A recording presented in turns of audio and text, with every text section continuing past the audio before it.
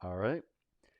So, have you ever thought about the power that your own words have over you and the impact that you can have on yourself as a result? It's the phrase, my own worst enemy, can sometimes come to mind when you actually learn more about this concept and learn more about what it actually means and how to apply it to your day to day life. So, look, this is Live Intentionally with John and Sandy. I'm John, and want to just spend a little bit of time. I've been reading a great book called The Four Agreements by Don Miguel Ruiz, and I've got the link in the post if you're interested in that. There's a link there you can hop on. Great book, very practical application. Love it, and want to talk about the four agreements over the next couple of days here with y'all. And the first one that I really want to start with is the agreement to be impeccable with your words. So, what exactly does that mean, and why do I need to be impeccable with my words, right? So, look, one part, and you can obviously take it and translate it this way: is go, okay, well, I need to be impeccable with my words. I need to mean what I say. I need to say what I mean. How many times do we get ourselves in trouble because we don't do that, right? Or as men, what happens if we aren't in integrity, right? And we're saying things that we aren't able to keep our word on. We're saying things that aren't necessarily the truth, right? So there's always an impact of that, and always a reason why you want to be very, not cautious, but you want to be very mindful of the words that come out of your mouth, right? So making sure that you're impeccable with your words. But the concept that Don Miguel Ruiz introduces in the book, and also a concept that Sandy and I work with our clients on, we've been taught by our teachers on as well, is really that it goes back to this concept in quantum physics that there is no one objective reality, right? And what happens is our actual role of observing can impact the actual reality that we believe is true. And we probably, I know I can think of examples of this. You can probably think of the same, but I remember one time I took my pool cleaner, a little pool cleaner, vacuum cleaner unit, and runs around under the water, sucks up all the debris. And I took it in for service, and I just bought the thing a few weeks ago.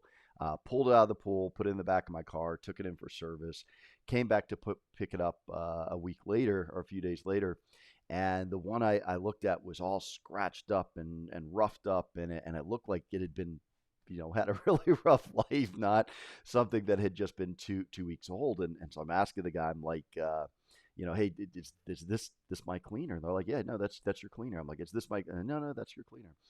And so I got home, and I was convinced that this cleaner, that the pool cleaner they given me, was not the one I bought. Right? I'm like, there's no way it could have gotten this roughed up. I'm like starting to get up, making up all these stories. Right? They swapped it out. I don't know why they would spend all the time to swap out the shell with an older shell, but this was what was running through my mind because I was convinced that this was not my pool cleaner. This thing that came out of the water, just bought a few weeks ago, and it looked great to me, was not the cleaner that I gotten.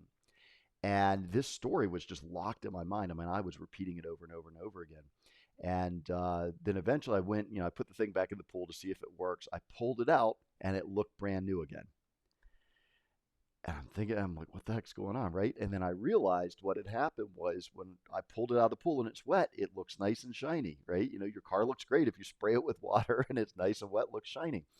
And I had pulled the thing out of the water and seen it look shiny, right? But it had gotten roughed up just over the few weeks of operation in the pool. But I was so convinced that they had swapped something out, that this was not my pool cleaner. I even checked the serial numbers to make sure it's the same serial number as what I gotten. And I bring this up, right? I bring this up because I know we can all go back and look in our lives and see these areas where we've convinced ourselves something is true that wasn't true, right? I convinced myself that they had swapped out my pool cleaner, right? I've also convinced myself, there's times I've convinced myself that I did something or didn't do something that I really did, right? That, we have our own reality that we define based on ourselves. And sometimes we miss things. We have blind spots. We're human, we're fallible. This happens to us. So the reason I bring this up, and the reason I bring this up in the context of being impeccable with your word, is because we do this to ourselves so many times, right? We tell ourselves stories and we get in the loops of these stories and we stay stuck in the loops of these stories and we essentially hypnotize ourselves with the words and the phrases and the concepts that we continue to tell ourselves over and over again. I'll give you a light one and I'll give you a little deeper one, right? So the light one, I okay, the story I tell myself is I can't dance, and if you've ever watched me dance, it looks like Frankenstein with Lurch from the Munsters. It's a very interesting dance style, and it's why I typically kind of just stay still. Sandy will dance all around me, and I'll kind of stay still and move a little bit because I'm like I can't dance, right? And God bless, my mother-in-law was visiting one time, and she was going to teach me how to shag dance. That's the thing in South Carolina. And so she went to try to teach me, and I'm just like, I'm like, and finally she says something like, "Oh, God bless you, you got a special style," or something like that. Um, but the reality is, I continue to tell myself I can't dance. Right? That's the world as it occurs to me. That is the story I constantly tell myself is I can't dance, and as a result, I can't dance because I don't. I tell myself I'm not going to be able to do it, right? And I'm certain if I went and applied myself, if I took dance classes, if I took steps to do it, that I would in fact be able to dance. But I stay in the story, right? I've also told myself stories like I don't like peaches, until I happened to marry a girl from South Carolina, and then eating peaches kind of became a requirement. And she made grilled peaches, and don't let her know this, but it was actually pretty tasty. And I'd like on my life going, I don't eat peaches. But this can also really impact our lives. These are kind of humorous examples, but this can really impact our lives when the stories we tell us start to impact how we show up for ourselves, how we show up for other people, how we show up in work or relationships.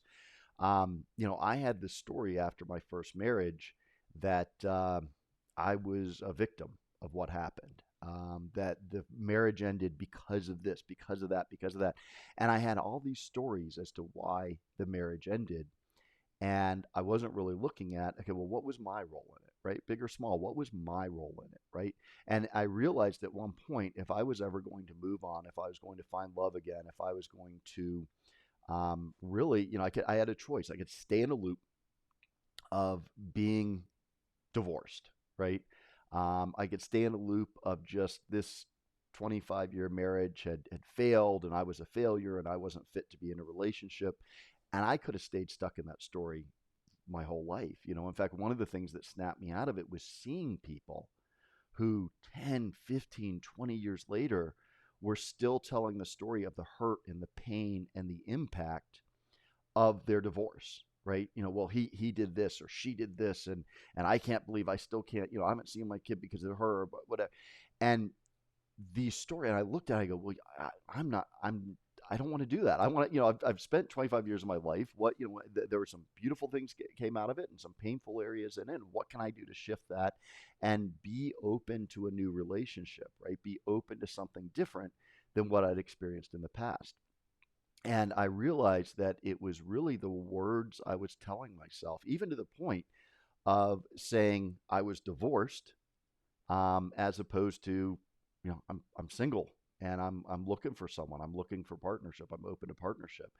And so, really, when we get into this being impeccable with our words, the key thing that I want you to think in mind, and one of the things I'd love for you to do, I'd recommend you do today, is just take out a sheet of paper and start writing down the things you tell yourself over and over and over again that may not be true. I had one recently that I was constantly telling myself, I'm too busy to do this. I don't have time to do this. I don't have time. I don't have time. I don't have time. And there was this constriction, right? There was this pressure coming in, this constriction. And I could feel physically this impact of telling myself, constantly telling myself, I don't have time for that. I don't have time for that. In fact, Sandy would even be like, babe, don't you want to maybe try to shift this? I don't have time to shift it, right? It was this story locked in my head of I don't have time for this. And I got a guest. We have a guest in the audience. There we go. I have to do it this way. Um, And so I eventually shifted that, right? I was able to shift that on my new phrase that time works for me, right? Gave me such a, and that's not exactly it. Some of you know what it exactly is, but I'm sure the one here on is time works for me and I'm free. And that freedom, right? Being able to feel that expansive freedom, being able to feel um, just the possibilities that I'm no longer constrained by time, but I'm free to work and to play and to do whatever I want to do with the time that I desire.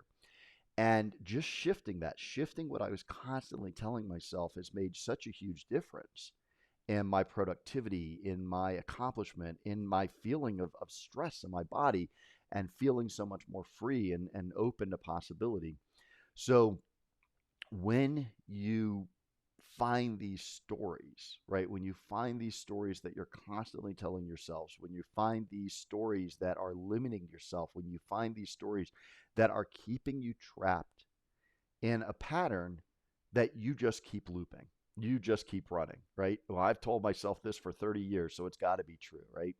And what I'm inviting you to do is today to take a sheet of paper out, write down the stories.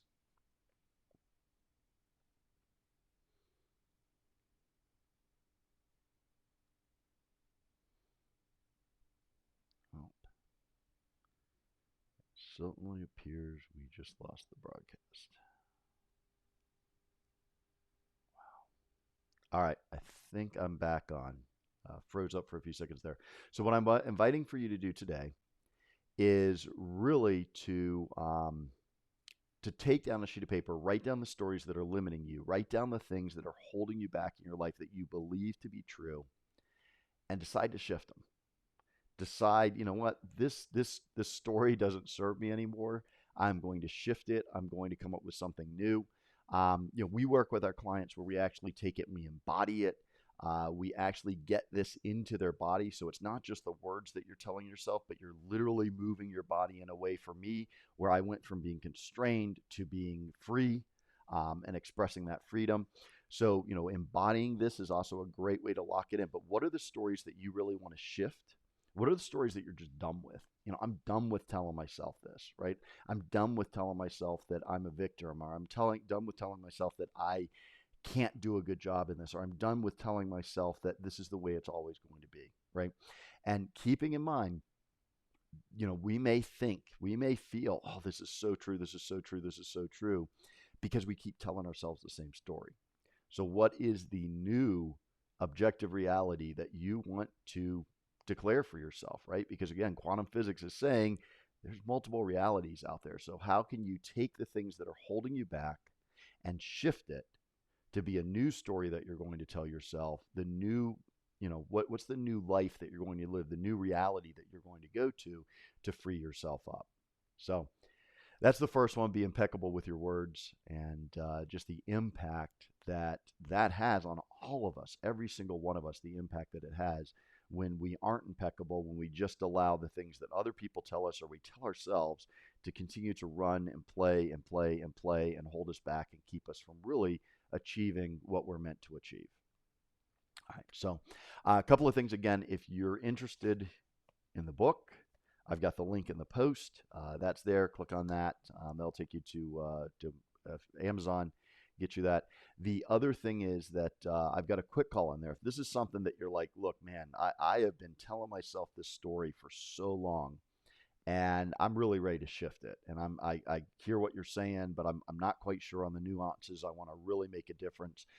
Set up a quick call, 15 minutes. Let's have a discussion. Let's talk about it. Let's shift it. Let's get you into that new reality and get you to where you want to be, because you deserve it, right? I mean, you deserve to live the life that you're meant to live, not to be stuck in this alternate reality that you've defined for yourself.